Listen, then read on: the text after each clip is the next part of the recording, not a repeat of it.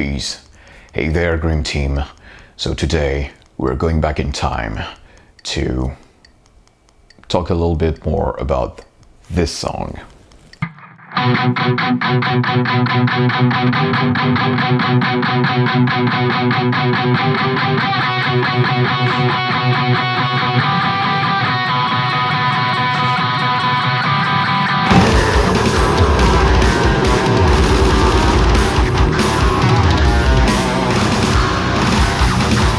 Alright, so welcome in another episode of the Grim Riffer. I hope you will enjoy this one.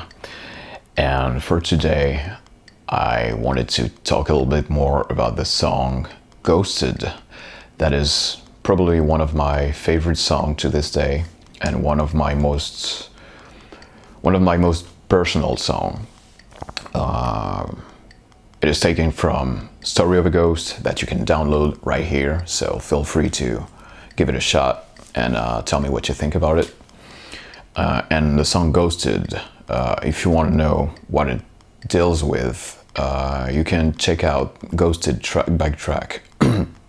Actually, it's Story of a Ghost track by track, and I talked about the song Ghosted.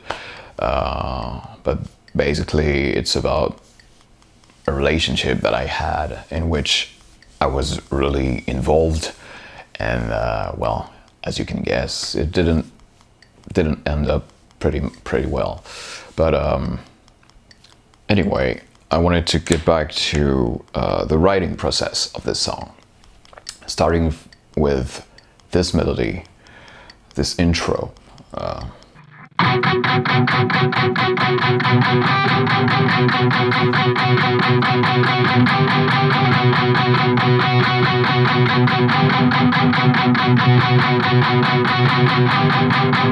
There are plenty of ways to play this intro. I play it like that. You can also do something like playing with the second fret and the third fret on the high E string, and playing just the loose B string. I'm saying loose, I don't even know how to call that. Well, not fretted B string, but anyway, sounds like this. Nope.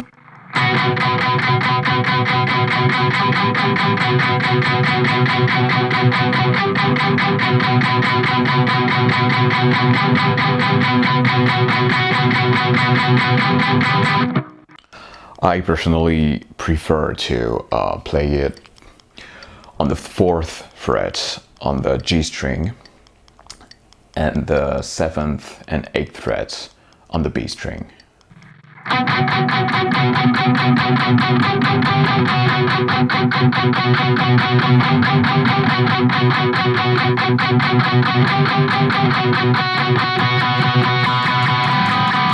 Just because I feel it has a warmer tone and a little bit less sharp and less cutting sound. But anyway, how did this melody come up? Sorry. English. English, motherfucker! Do you speak it? English in a French dude's mouth. Anyway, actually this melody, this intro, was repeating itself in my head, and I had it in mind, and I thought that would be a great intro. That would be just simple but straight to the point. And I remember that it was, in my mind, it was expressing something really ominous, something dark, and I don't know. Yeah, something weird, something gloomy, very grim, basically. And I liked it, so I thought, hey, I should pick my guitar and try this. So this ended up being the intro for the song Ghosted. Now, the following riff that you can actually hear on the final version of the song is not the first riff I came up with. My first approach was more melodic and more, I would say, softer. It was softer and more melodic. And I think it was something like this. So you have the melody in mind, and then you put it above this.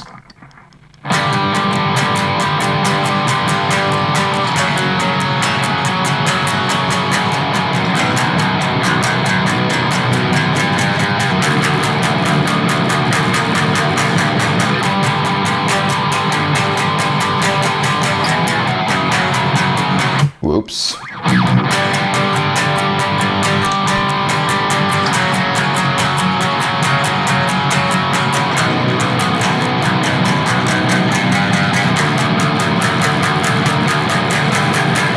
Well, you get the idea. So it was definitely more melodic and was a different kind of approach. Very was less brutal, less death metal like. And at some point, I thought, this is not how. This is not what I want to express through this song. And I knew for a fact that I would get angry in this song. I would get angry and furious and brutal and yeah, I knew I wanted something in your face and really violent and aggressive. And well, this idea that I've just played was kind of nice, but maybe a little bit too nice. So I started searching for something more brutal, and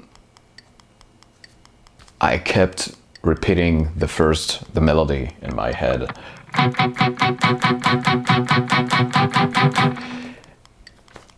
And I thought, yeah, the best way to get in your face and angry and whatever, all the adjectives that you can find, is actually to go straight, to be straightforward and move from this intro, this melody, and go full blast into a death metal sounding kind of riff. So that's when I came up with this.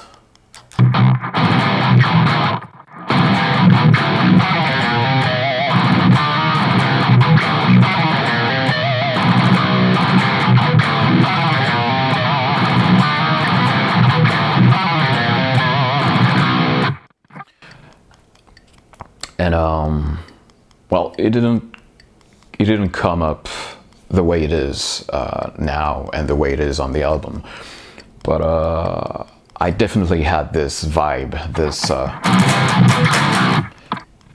and then I was just messing around as I usually do, you know, moving fingers and trying to find the right spot, the right note, because sometimes you're just searching for.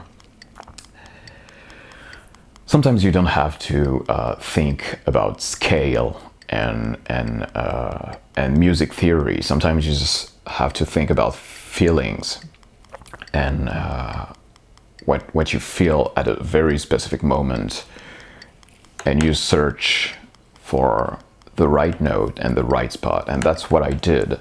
So basically, what it does, I'm going to try to play it slow, even though I haven't played it for a while, but here is how it's played.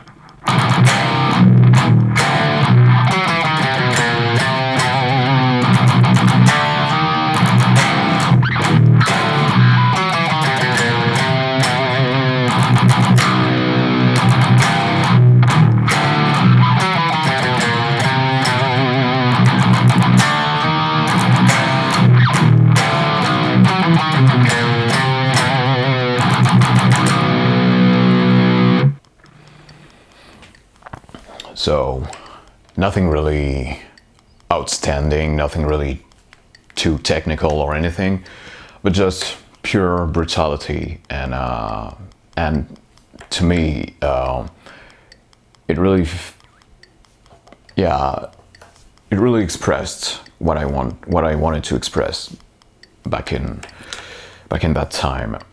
So yeah, after searching for a while, I came up with this riff. And actually the third riff, the verse riff, came pretty naturally.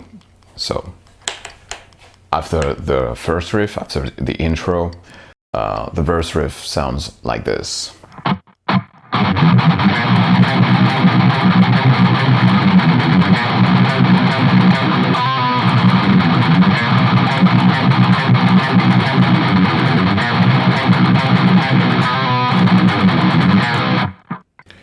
And this came up straight out of the blue, right after the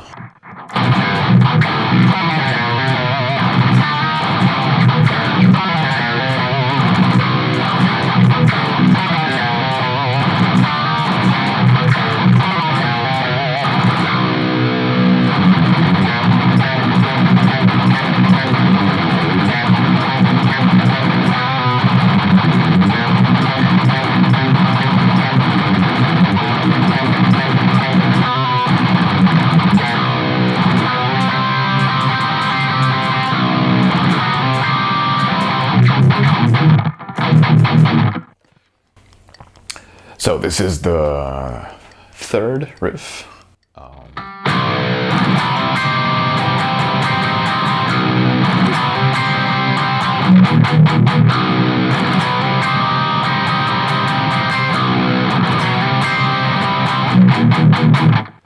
Sounds really unwholesome and really evil and kind of disturbing. And that's actually what I wanted to, everything I wanted to express in that song was something disturbing, something, violent, aggressive. I wanted to, basically I just wanted to exorcise my inner demons and my suffering. So I wanted people to feel kind of, kind of ill at ease with the music.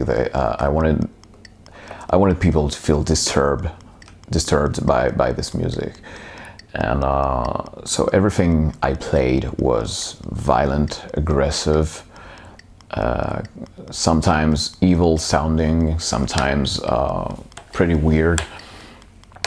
I didn't want to have any rules for this song. I mean, in general, I don't have any rules as I write my music, but for this particular song, I just wanted to go full beast mode, I would say. So yeah, the riff from the verse came really naturally, and the riff after the verse, so this one,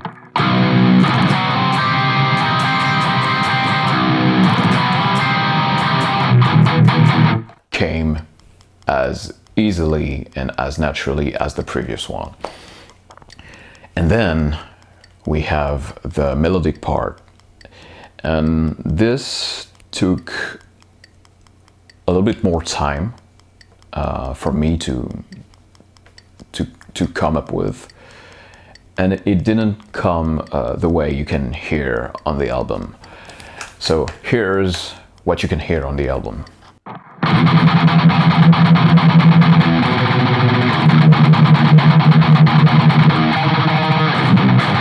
Nope.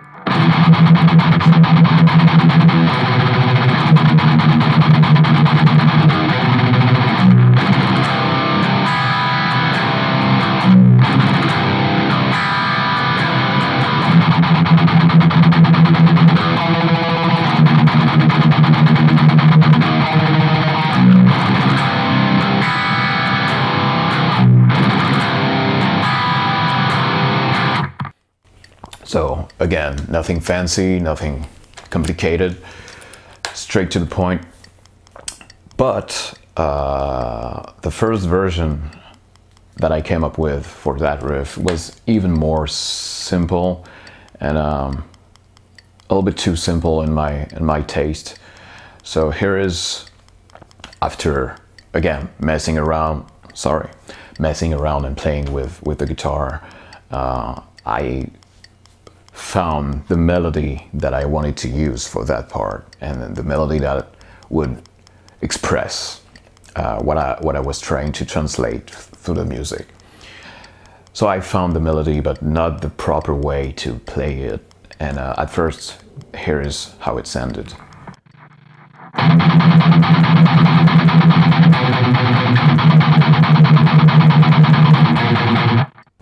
Nope, not like that.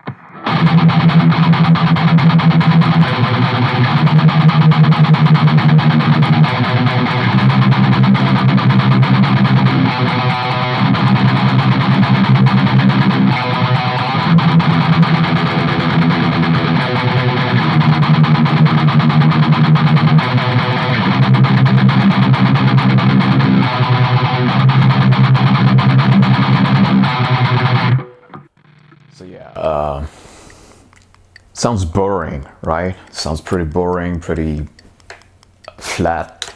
Not really. There is not that much dynamics in this part. So after a while, and after playing it over and over, that's when I came up with some twists here and there to make it a little bit more interesting. So.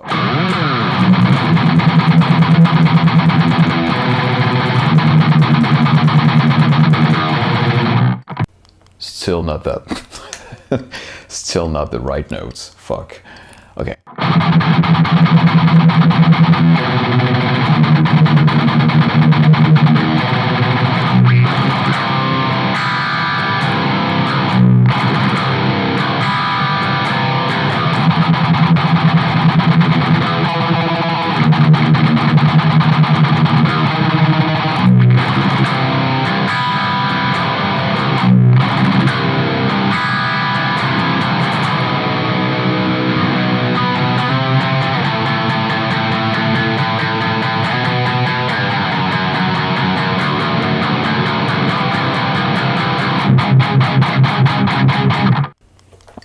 So now we arrive to the chorus.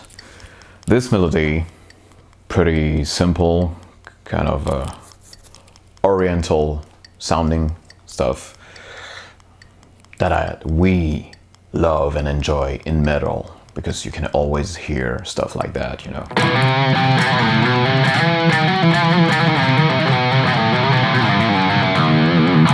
Always. And yeah, I kind of liked it. I like it in general, but for this specific part, I liked it because it changes the tone and the mood, I would say, of the song in this specific moment, because you go from something pretty, I would say, dramatic and sad sounding, you know.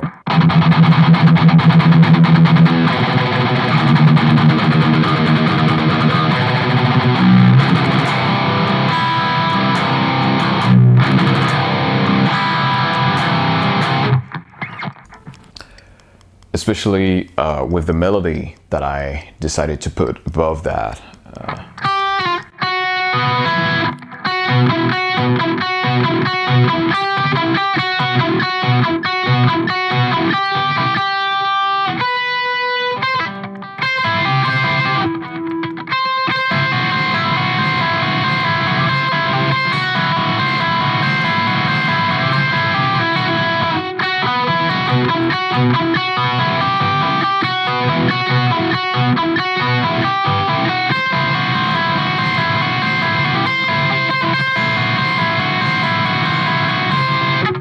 Something like that, I think. So yeah, the combination of this melody plus the riff that I played,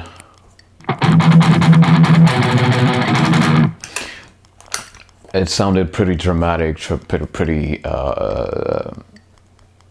yeah, melancholic, I would say, something like that, going from the previous melody and the previous mood, I would say, from this, from the previous mood to this.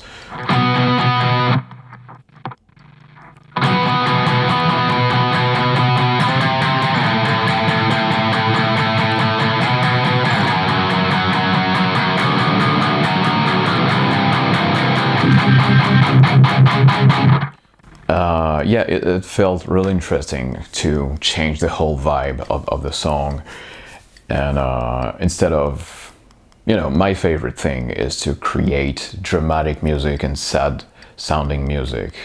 But yeah, I switched a little bit to make things a little bit more interesting and a little bit different from usual. Different than, from what I do usually. The thing is, you might think that I came up directly to this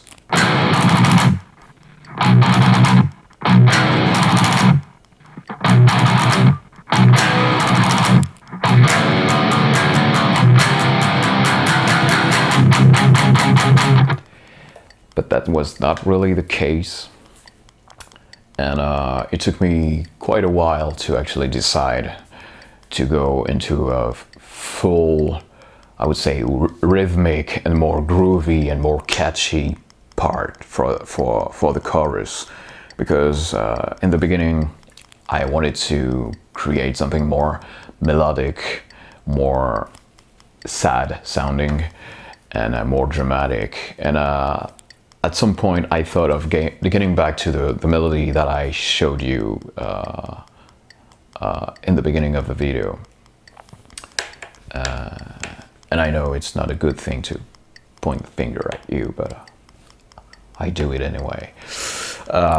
Anyway, yeah, my first idea was to get back to this.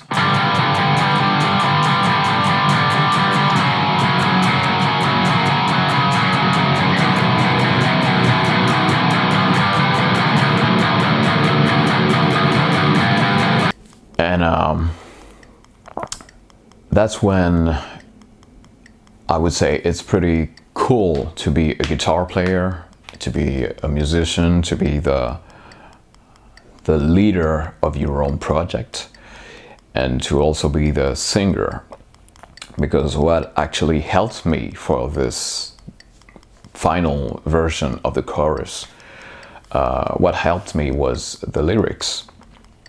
And the pattern that I pictured in my head, that I imagined, helped me with the guitar riff.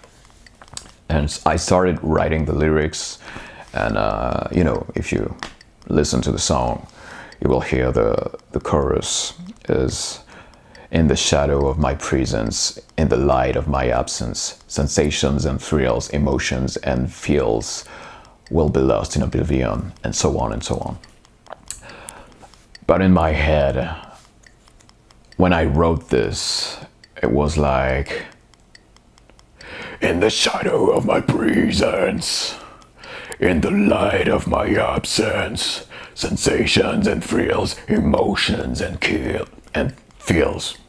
Kills comes after, but anyway, you get the idea. And people are gonna be like, oh gosh, he doesn't even remember his own lyrics. What a jerk. Yeah, sorry. But this is what actually helped me coming up with this part.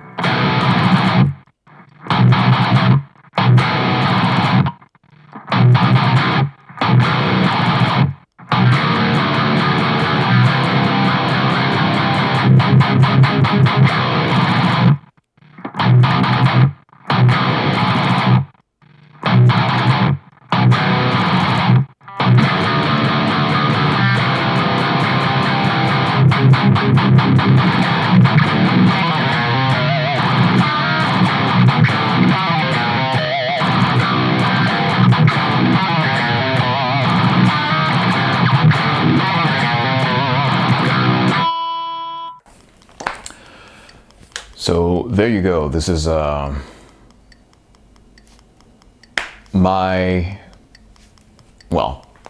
this is in a nutshell, my writing process for this song, the beginning of my writing process for this song, because obviously there are some other riffs. I'm not gonna get into those riffs today because I think the video is long enough for now. So let me know in the comments if you would like to see me try to explain the other riffs or maybe other songs. If you have some requests, put it in the comments and let me know what you think. So for today, thank you for watching. I hope the sound was good because I had this new lavalier mic, so I hope this helps for the video. See you guys in the next video. Thank you for watching. Thank you for your support. Thank you to all my friends on YouTube, Mr. Barack, Mr. Vafa, my good friend Lycam in French, Lycam when you want to give it a little flavor. Anyway, thank you all for watching. See you next Friday on the next episode of the Grim Riffer. Please spread the word, please subscribe, and yeah, thank you guys for your support. God bless you all. Crush your projects, make things happen for yourselves, and take care. Peace out.